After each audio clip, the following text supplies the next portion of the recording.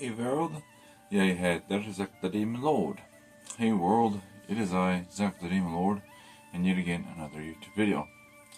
Unlike my previous videos, I will not be starting off with talking about what we'll be doing. Instead, what I would first like to say, it has been a while. It has been a while since I've last made a video, and yeah, I'm currently on break. My college semester just got done, so I'm on winter break, and so I decided, I have time, I can make some YouTube videos, so let's make a little series, which we'll go over a little bit here in a moment. But first, what I would like to do is give a little break where I can showcase some cool stuff I have gotten fairly recently. There is a brand that sells Viking and Viking related clothing called Grimfrost, and I bought some authentic Viking clothes from them, and so I wish to showcase them to you and talk about them a little bit. And so yeah, here's that right now. Well, hello. Welcome to the abode of Zack the Viking.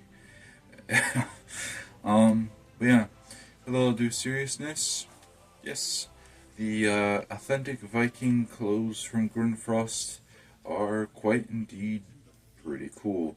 I mean, they might not look like it on me, but I think they're pretty cool. So let's get into it. So, first off, I have this blue tunic, which almost reaches my knees. It is long sleeve, and it is made of wool. So keeping that in mind, if you do order something like this, it might do you well to have something underneath. Now, this is quite revealing on me because, well, I got the biggest sized tunic they have, and I am a big man. And so, it doesn't exactly fit me 100%, but hey, I was able to scrunch it on. So, here I am. We also got this belt. Now, the thing about this belt, it's a little different from your modern normal belt. What you'll do is you'll loop it in, make it come from underneath, and put it in the loop and tighten. Another interesting thing that I have purchased with this is on the side. We got a Viking traveler bag, and it has this little wooden thing that goes to make it lock. It goes in this thing and keeps it shut. You can open it like that, and then open this guy up, and wazam! And this is directly inserted through the belt, so the belt holds this up at all times, and you just kind of shove this little loop through this hole and then put the wooden stick back in, and it's good and sort of locked. Not locked by modern standards, but by their standards, yes. I am also wearing pants. These are going to be a little difficult to showcase, but these are some brown colored wool Viking breeches. They're very nice. They're very big. The pants fit very well, just not the shirt. This is the biggest size. They're 3X. I do think they go by European sizes because it is a Swedish company after all. But yes, the 3X pants. Now, with the pants, you'll want to buy some leg wraps. I can't very much showcase it very well, but maybe if I put it here, I got a blue leg wrap, and you wrap it around, and this is something they would have done to keep themselves a little bit warmer. Now, another thing I can showcase right now that I have over here is one thing I have bought is an arm ring. I bought this one. It has the runes, the younger Futhark runes I forgot the translation, but it says some cool stuff about Odin. I will say this is also if you big man might like me, a little tricky fit, because I was able to get it to fit, but that's all I can wear it as, is more as a bracelet. Traditionally with arm rings, rather than a bracelet, it would have been on your arm, but this does the trick. And so there we have it. The Viking wear from Grimfrost. It was a little spendy. There's some things I did want to get that I did not. I plan at some point to get their hood, their cape thing, and with the cape, the specific one, you have to buy a separate little like pin thing that kind of just keeps it together. But I'll do one last spin, and yeah, back to the video. Cool stuff, ain't it? I really like the clothes I've gotten, and yeah. So now to commence into the actual topic of this video. This video will maybe be a little bit long-winded, but I promise you there is purpose in this video. Overall, in this video, we will go over the ideas of religion, and we'll take that into what is paganism, and take that into my specific form of paganism and what it does and believes.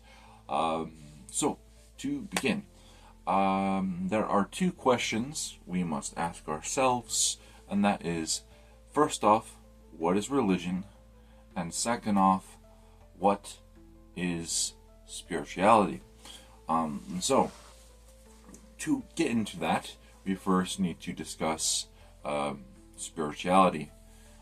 So spirituality is essentially a belief in something other than yourself, whether that's magic, fate, some sort of god or gods, or even just a higher being in general. That is what spirituality is just believing in something and worshiping or following something. And then with religion, it is the exact same thing, except for there are set beliefs, set customs, and just sort of set things that you do. And so, for this reason, when we talk about paganism, often people will label paganism more as a spirituality than a religion, but as we will learn, it is more nuanced than that. There are certain forms of paganism that, yes, are very much more of a spirituality, and then there are forms that are more religion. Of course, will it be as religious as, say, Christianity? Probably not, because, yeah, we'll get into that. But yes, and to get one more step closer to getting more into that, we then need to discuss these sort of ideas that we have about religion. A majority of the world will fall into one of three major religions, which will be essentially any of the Abrahamic religions. So Christianity, Judaism, or Islam. So let's just talk about that. The religion, in that case, that people are familiar with, it is monotheistic. And what that means is there is only one God. And the big struggle with this sort of idea is that usually this God is a perfect being that created literally everything. And why I say that perfection is sort of a problem is because also with these religions, they will have some form of scripture, and usually in the scripture, there is stories about what that God has done to help get the world to what it is today. And if you really hyper focus on some of the stories and use real logical scientific evidence of what happens in nature, there's some times, and often lots of times, that things do not exactly compute. It's like, okay, I don't see how that would work, but if that's what you want to believe, that's fine, go believe that. But that is the main issue. Now, to not focus on these religions, the other big thing is that what makes them religions is that there are rules, there are things you do as a Christian, things you do as a Muslim, things you do as a Jew, whether that is praying so many times a day, praying at certain times of day, praying in a certain position and saying certain things in your prayer, having some sort of order to go about that. Religions like Christianity have what is known as the sacrament or Eucharist, and so they believe in this idea that, once a week you come together as fellow Christians, so to say, and you take the Eucharist or the sacrament, which is just sort of supposed to be this cleansing thing of helping you to get rid of your sins or to renew your covenants with God or what have you. There's also things like baptism, where they might believe that in order to be a true follower, or in order to have your previous ignorant sins forgiven, you must be, put in the water or sprinkled with the water in order to be forgiven. There's a lot of, there's depth, lots of things, actions, ceremonies, rituals, ways of doing things that make you that thing. Even down to sometimes, if they're especially strict, there are certain things you can and can't eat. There are ways you're supposed to look and act. There are, for example, with modern day Christians, the idea in general, with most very modern sort of sects, is you're going to be clean shaven and have short hair, because as a guy, that's what God expects of you. Some of them might even get so strict as to wanting to back up traditional norms, like men are the breadwinners and women are the housemakers and stuff like that. We won't dwell into it any further, but that is what most people are used to, which in contrast with paganism is very, very different, because as you can see with Christianity, Islam, and Judaism, they have things like this that you can point out and go, oh, okay, I know exactly what this guy is, because he's following, he or she is following this very flat, very, very stable, just very, very defined thing that helps you to go, that's what you are. Which, with paganism, is vastly different. Because with paganism, there is not exactly one set way. It doesn't matter which part of paganism. For the most part, it's all about your journey. What will be the only commonality between them is really heavily dependent on what sort of route you have gone. And so, let's get into that. There are vastly, first off, two sort of areas they can go into. Now, there is room for overlapping, but there are two areas of paganism. On one side of paganism, there is, and you probably have some sort of imagery like this in your mind, there is the side of paganism where it's about magic and stuff like that. Being able to determine someone's fate using tarot cards, things like that. There's that spectrum with rituals and magic circles and grimoires and all that spooky stuff. And then, on the other end, there is what I would simply call polytheists. People who believe in multiple gods, people who follow multiple gods. And usually they have chosen a pantheon of some sort for them to follow. Now, the next question is, with this, well, what makes paganism paganism? And to answer that, there are a lot of religions by that former thing that could count as paganism. You could look as far as India with Hinduism, or as far as Japan with Shintoism, and say, well, they have multiple gods, they have some forms of magic. Would they be pagan? And to answer that question, yes and no. By the definition of magics and gods, yes, they would be pagan. However, there is a vastly, very collectively aimed focus with paganism. Paganism, that sort of term in general, usually means someone with that sort of practice, of which practice originates or is related to either Europe or somewhere along the Mediterranean as well.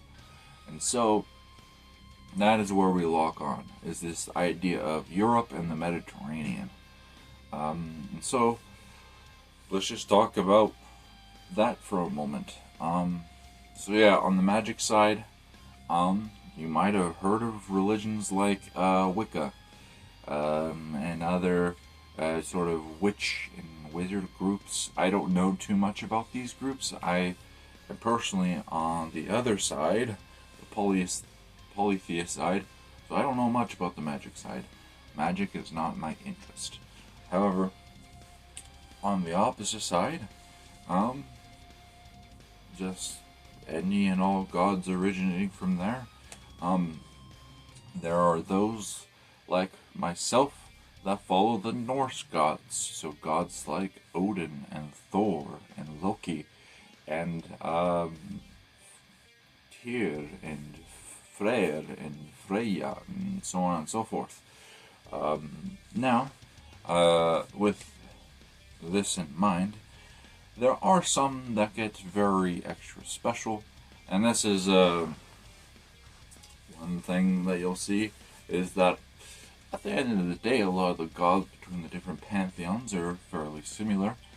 But, speaking of similarities, there are some that, in a way, follow the Norse ones, but specifically follow the Germanic set. So the ones originating, the names and ideas originating from, like, the Germany area. And then there are ones that believe in specifically the Anglo-Saxon version. They're all the same, it's just different names, and there's some slightly different stories, but overall, pretty much the same thing. And I am in this route of being with the Norse ones.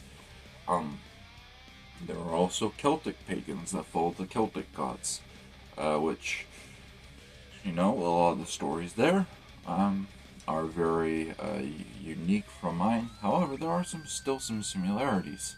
And then we go the opposite direction towards Slavic lands and talk about the Balto-Finnic gods, so the gods from, and their stories from places like Finland and Lithuania and Estonia, that sort of area. Again, their stories can be a little similar. I think one chief difference is the fact that their version of Thor, Ukko, is filling an Odin sort of role, where the Thor figure is the king of the gods, which is pretty unique. And that's that's what little bit I do know. Anyways, moving on. There's also the Slavic gods.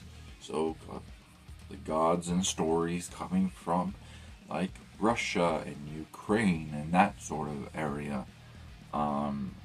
Again, very similar to the Norse set. And this is where we get basically what I would call the northern spirituality. Because overall, whether it's as far as England or, the Scandinavia, the Germany area, Finland area, Russia area, all of the above, it's pretty similar. And yeah. And then we get the next bit, which you could call the southern spirituality, although no one really says that. And the main two would be the Roman pantheon and the Greek pantheon, which are very, very similar, but do have some differences. The only other notable sort of pantheon that comes to mind would be the Egyptian pantheon, which is vastly different. But that's just because it's an example part of the Mediterranean in general. But outside of that, there's no pantheons that come to mind. I don't know too much about the other ones. But yeah. And so, the reason that I bring this up is it's very vast. Each sort of group will have their own set of beliefs, their own set of stories, their own set of ideas, and they're all very, very unique.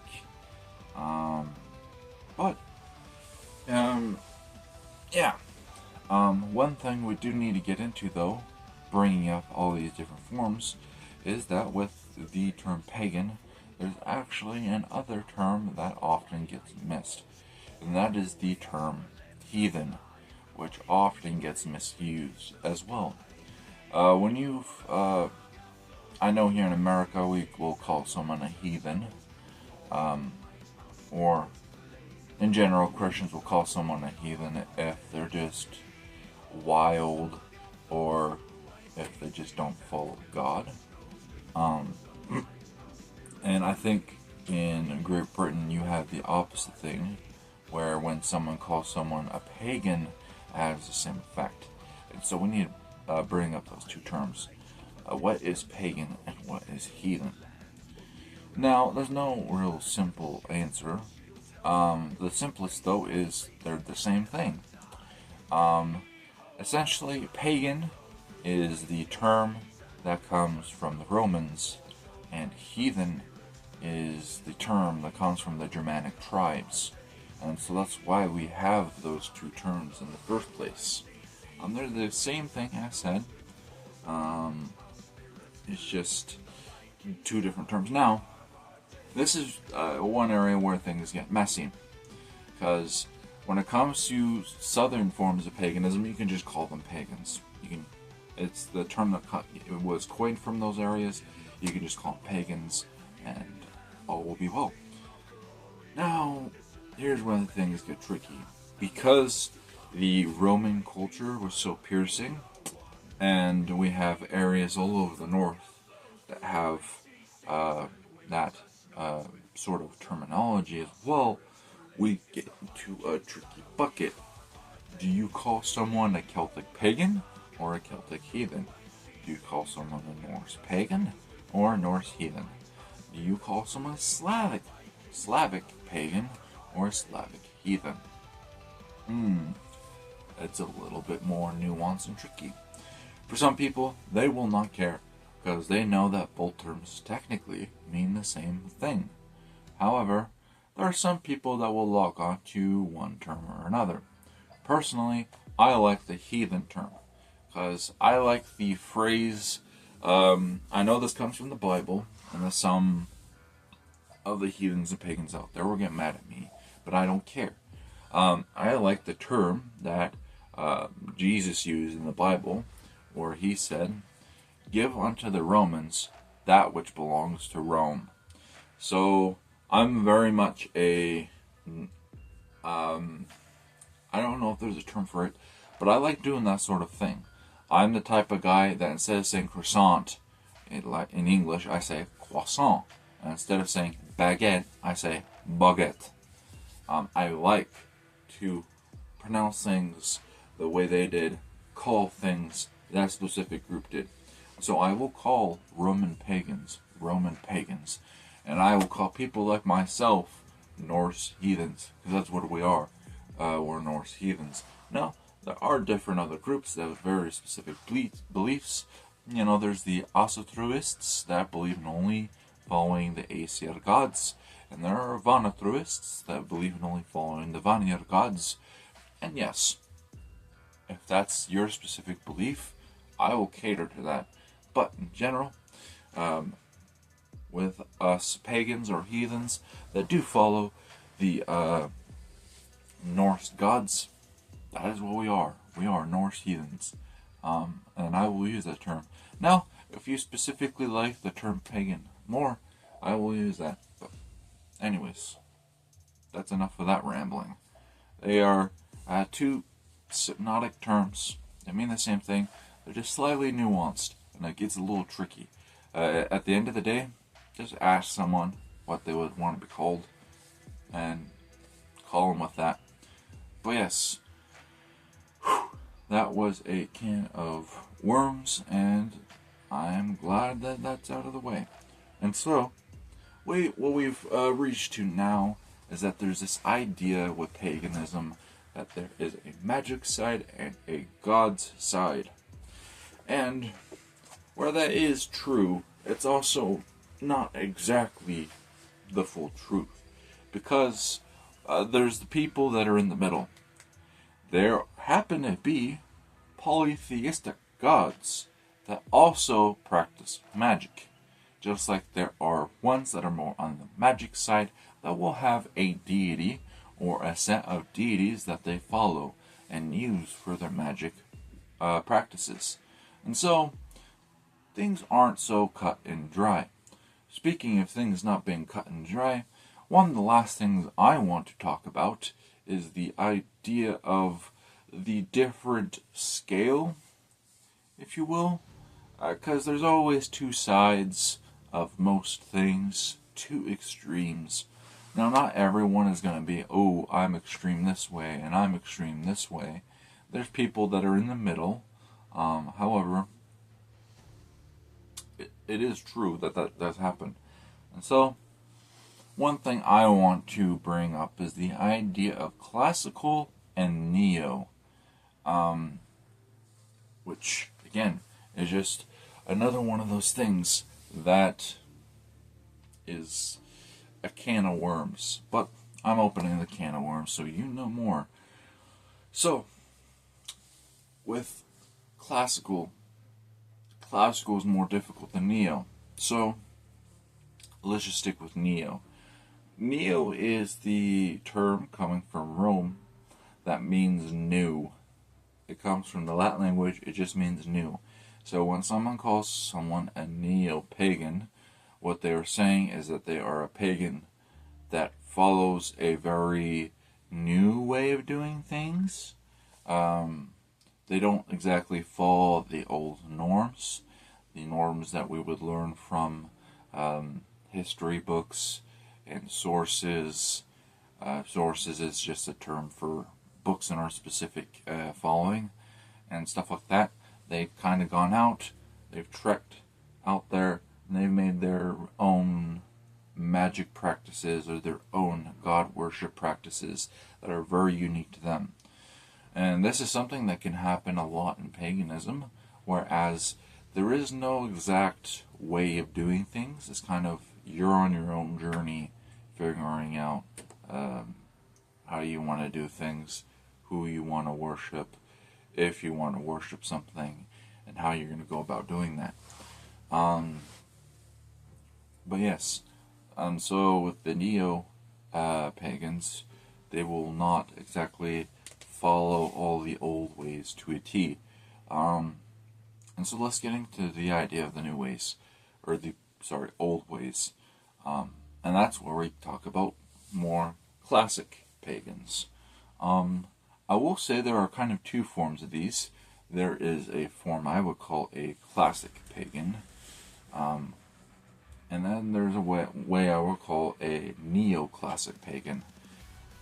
And we'll get into that difference. So, a very raw, very classic pagan is someone that follows the old ways to a T. And so they're going to be very far and few between, because we do live in a modern world with modern ideas, modern practices, modern laws, and modern morals. And so the thing is, with classic pagans, is they're going to take everything very, very word for word and not care about any laws or anything that could possibly get in the way.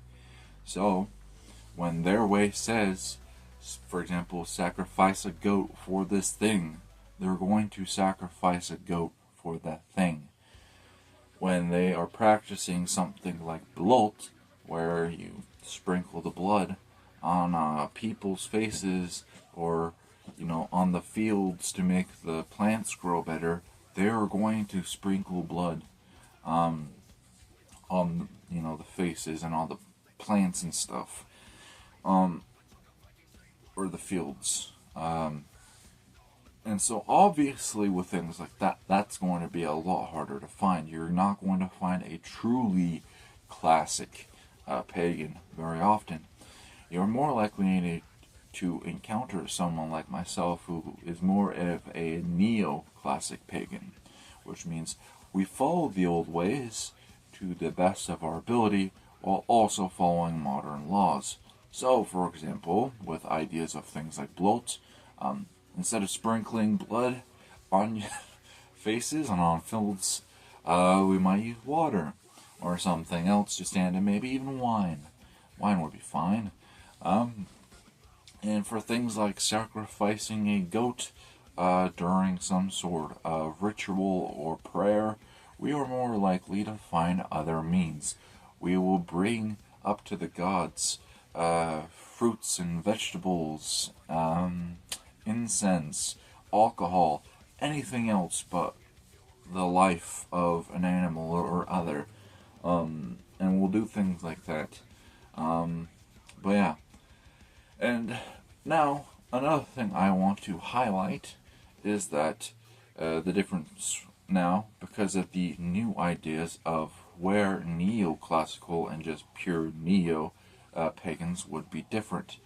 With neo-pagans, they will look at, social norms and stuff like that and be like, I need to follow that. For example, with a neo-Norse heathen, they would, for example, and I'm speaking from the male experience, they might say, I live in a modern world where tattoos are taboo and where I need to be clean shaven and where I need to have short hair, etc., etc. And so they will be clean shaven. They will have short hair. They will keep themselves tattoo free. And if that is their way, that is their way. I will not judge. However, as a neo-classical heathen of the Norse sort, for the Vikings, it was very manly to have a beard. And so, participating in that, I have a beard.